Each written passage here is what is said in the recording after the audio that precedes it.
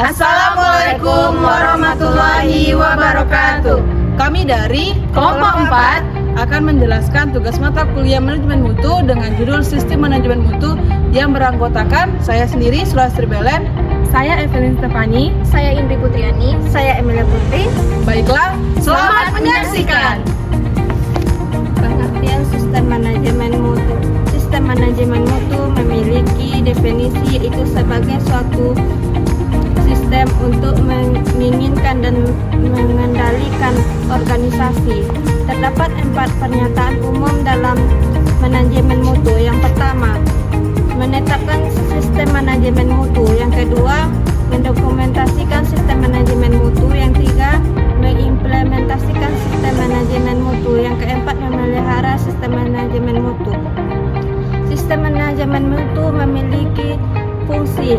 Yang pertama, planning. Yang kedua, organizing. Yang ketiga, accounting. Yang keempat, controlling. Tujuan dan dasar dalam sistem manajemen mutu.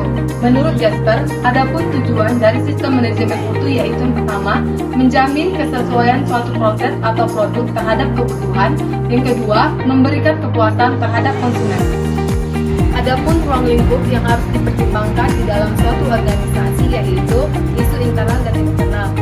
Contoh isu internal yang pertama, faktor perihal kompetensi karyawan. Yang kedua, kultur atau budaya perusahaan. Sedangkan contoh isu eksternal yaitu faktor perundang-undangan dan faktor teknologi. Perkembangan manajemen mutu. Perkembangan manajemen mutu terbagi menjadi 4 era.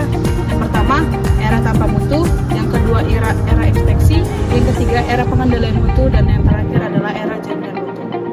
Materi selanjutnya adalah prinsip manajemen mutu yang terbagi menjadi 7 poin. Yang pertama, fokus pada pelanggan. Yang kedua adalah kepemimpinan atau leadership. Yang ketiga adalah pelibatan orang. Yang keempat, pendekatan pada proses. Yang kelima, perbaikan. Yang keenam, pengambilan keputusan berbasis bukti. Dan yang terakhir adalah manajemen hubungan. Baiklah, selanjutnya yaitu adalah penerapan sistem manajemen mutu. Adapun langkah-langkahnya, yang pertama, memutuskan untuk mengadopsi suatu standar sistem manajemen mutu. Yang kedua, menetapkan suatu komitmen pada tingkat pemimpin. Yang ketiga, menetapkan suatu kelompok kerja. Yang keempat, menugaskan wakil manajemen. Yang kelima, menetapkan tujuan-tujuan mutu dan implementasi sistem. Yang keenam, meninjau ulang suatu sistem manajemen mutu. Sekian penjelasan materi dari kelompok kami. Lebih dan kurangnya kami mohon maaf. Terima kasih. Wassalamualaikum warahmatullahi wabarakatuh. Bye-bye.